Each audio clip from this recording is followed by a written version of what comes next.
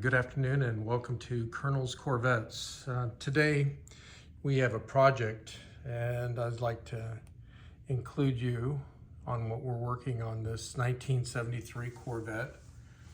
It is an L82 and it had a non-stock intake manifold on it, and it also had a very extreme high performance cam in the original engine.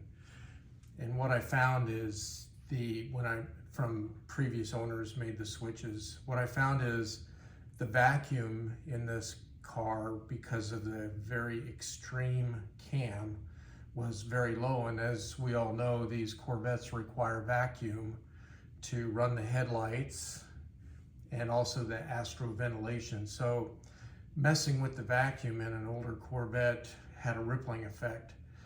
Besides that, the extreme cam, it made the car start very hard. It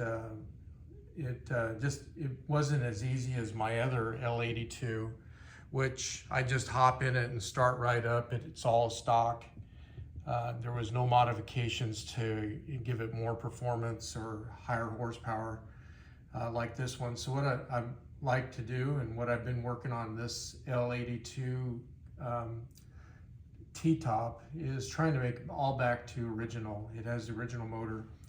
But as I was taking it apart and removing the intake manifold, I found that many of these threaded holes were missing threads or stripped out. And I don't know if sometime in the past they just didn't get the 9/16 head bolt, which has a 3/8/16 thread pattern. If they just didn't get it lined up well enough and they forced in the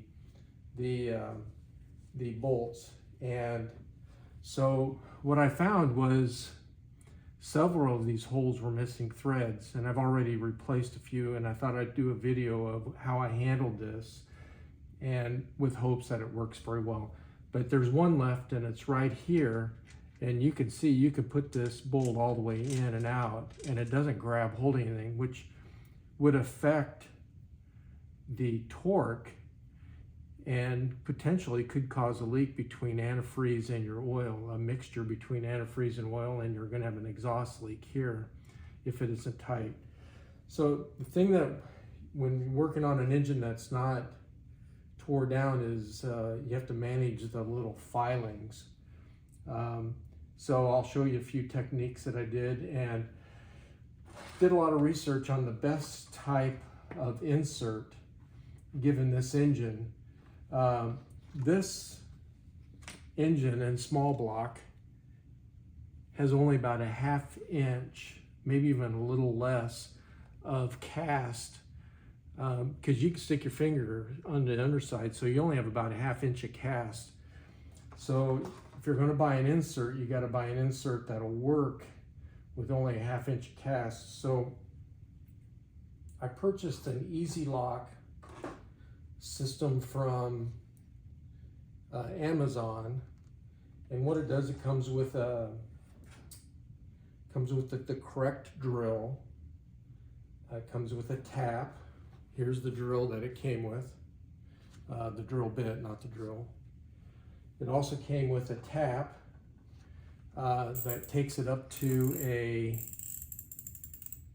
9/16 versus the 3/8/16 original thread hole here. So got everything we needed in the kit. It also came with an insert tool that will put the insert in.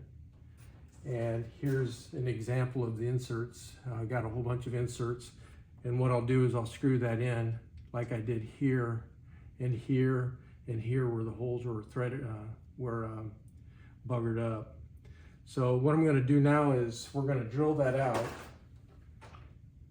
and I'm going to show some of the things that we have to worry about. One, you don't want these filings dropping down in here.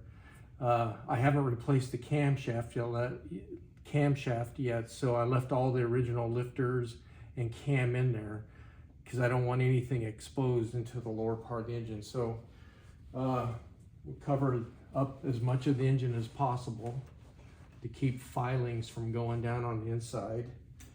A technique that I've used over the years that seems to work pretty good is I took an old car speaker magnet, and if you put it inside of a rag, it's easier to maintain the filings, because if they stick right to the magnet, it's hard to get them off, especially if there's a whole bunch of filings.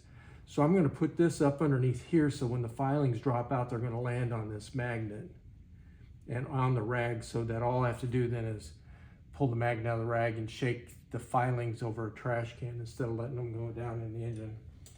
Also, I have another little magnet here that I'll put in here to get any filings out. Okay, so next we're going to go ahead and drill out that hole. Now, if you're in a machine shop, you would use a mill or a press with perfect angles, so not to mess with the angle, but the kit that they provide has a fairly good angle right here, so it finds the hole. And when I was doing the previous ones, it found the hole very well. You'd have to be very aggressive to get it to not follow the original hole in the head here. So I'm going to go ahead and start drilling, and you'll see that I'm kind of close, but it starts following the hole. And I don't want to be aggressive on it, just to take my time. You can see the filings are falling on the magnet in there. See, if you get outside, then it kind of grabs if you get out of the wrong angle. So I'm just going to keep drilling. I'm drilling slowly. I don't want any heat.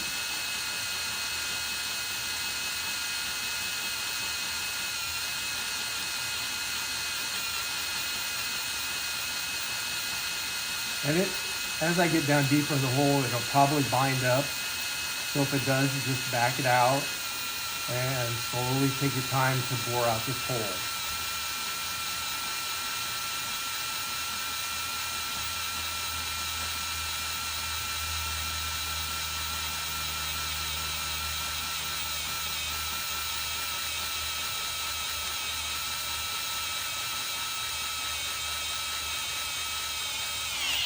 All right, there's a good bind there. So all I'll do is I'll back it out. And what it's doing is trying to follow the least resistance, which is the original hole.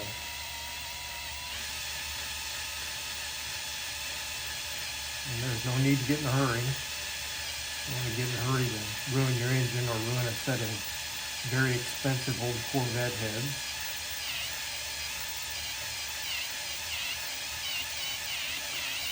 Okay, it looks like it's getting ready to go through.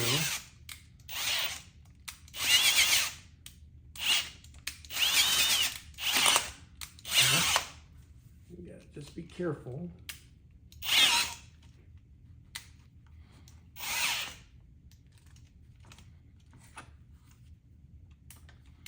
Take your time. There's no need to be in a hurry, especially on that last few millimeters of cast iron that you're removing. Okay, it's all taken out and you can see all the filings. I'm going to pull this out carefully here. I don't want to drop any of the filings attached on the rag.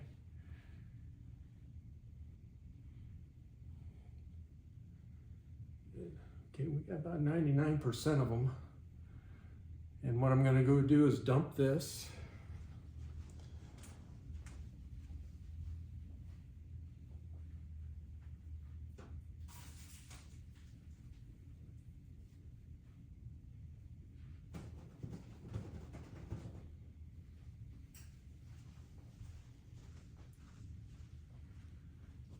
Okay, I went ahead and dumped that, put it back in there, and keep collecting up any filings.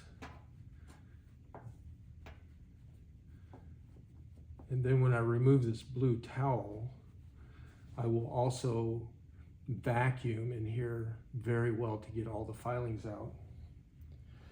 Okay, now that it's been drilled out, I'm going to take the tap that was given in the kit, and I have it in a socket set for ease and running in.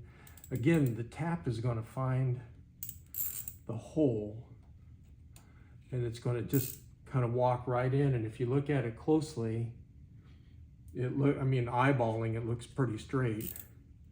So once it gets started, it's going to follow the hole. And all you got to do is just kind of get it close, and it's going to grab hold and go right into the hole. The first few teeth that are cutting in are very angled, so you're not going very deep into the cast. And then as you're drilling this in, or ratcheting this in, you'll feel that it gets easier as it works through. Again, there's no need to be in a hurry.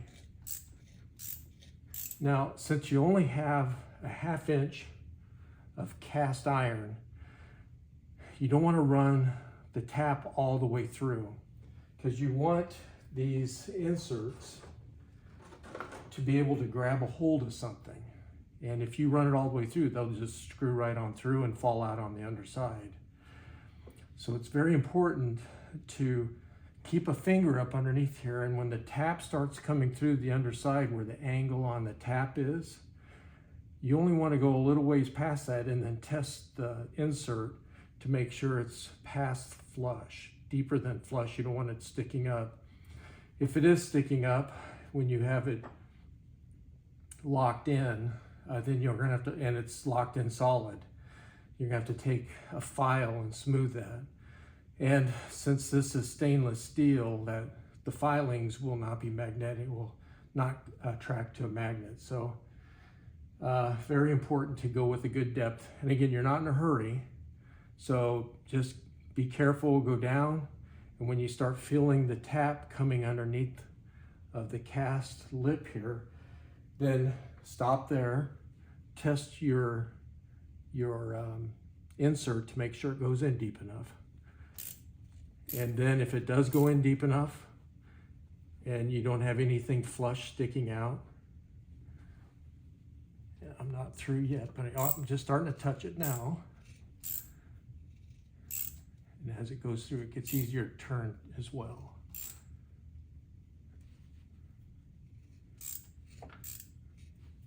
Okay, the tap is coming through on the underside of the head. I don't want to go all the way through with the tap. I'm going to back it out now.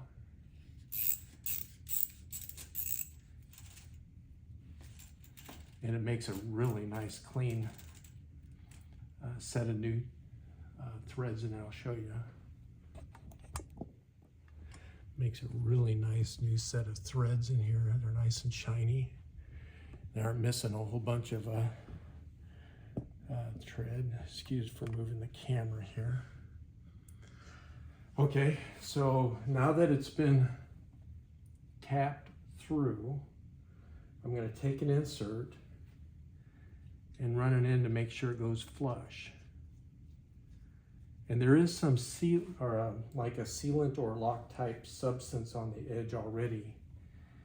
But since this is a cast that goes all the way through, it probably won't seat very well. Let me go get a socket here and make sure we get that all the way down nice and tight. And make sure it's flush.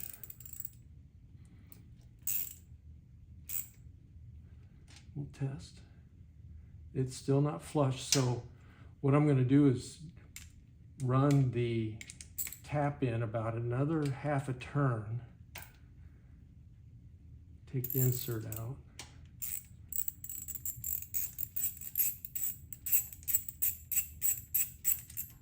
Okay, the insert's out. And we'll run the tap in about 1/2 of a turn, and then that'll make that insert below the flat surface, the machine surface.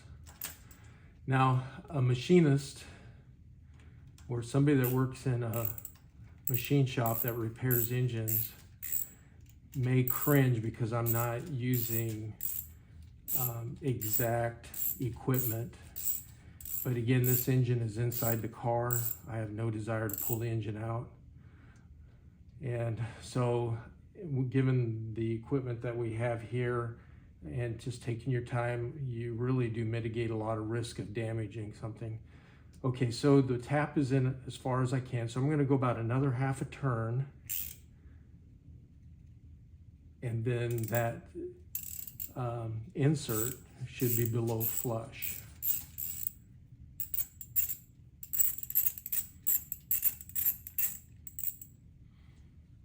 Let's give it a try.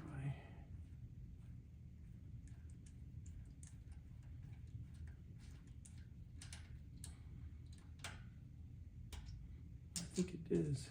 It is below flush now.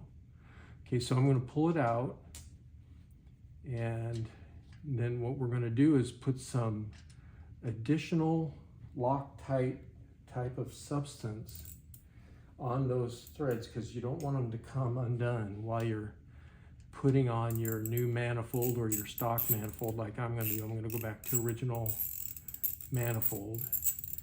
I know the aluminum ones are nice. They're lighter weight and they probably do flow better, but I really like the look of an all stock 1973 350 L82 with the aluminum valve covers on there. Okay, so I took the insert out.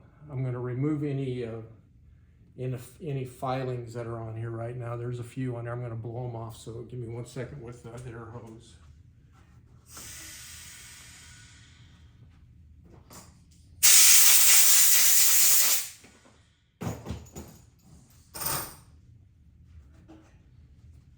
Okay, and so there are several different types of Loctite that you can use on as a thread locker. I've always kind of big fan of Permatex. Permatex makes a thread locker red, and it's high strength. So once you put this insert in there and torque it down, and you got to torque it down so it causes the chemicals to compress and create the reaction of a lock or a thread locker. But Permatex makes a pretty good product. This is the first time I've used this type, and I used it on the other side, and once I torqued them down and it dried, those inserts will not come out, and they'd be really horrible if you're trying to screw in your new manifold or your stock manifold and you kind of get a little bit tight and it pushes that insert down, and then you got to take the manifold off again and waste a lot of time. So I'm going to put a little bit of Loctite or Permatex on here, and don't get this on your skin. It's probably very unhealthy. Smooth it around in the threads.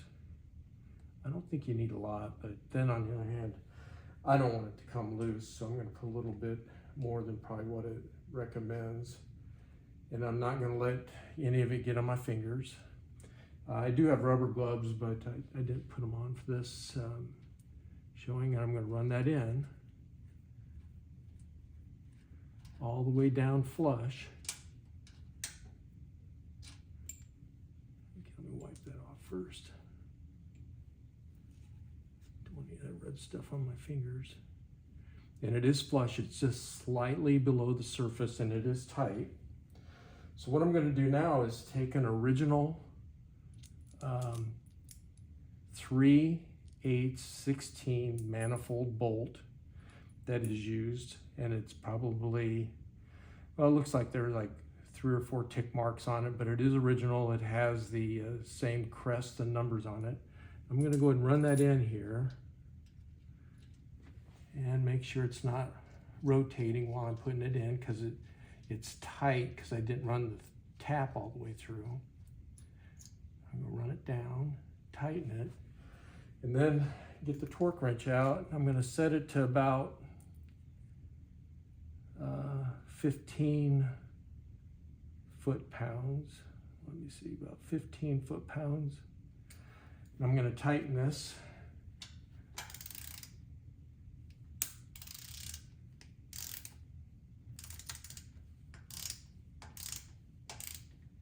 And I'm making sure that the insert's not walking out of the bottom. Okay, it clicked. I'm going to run it up to factory specifications, and I believe that's 25 foot-pounds. So it's now set on 25 foot-pounds.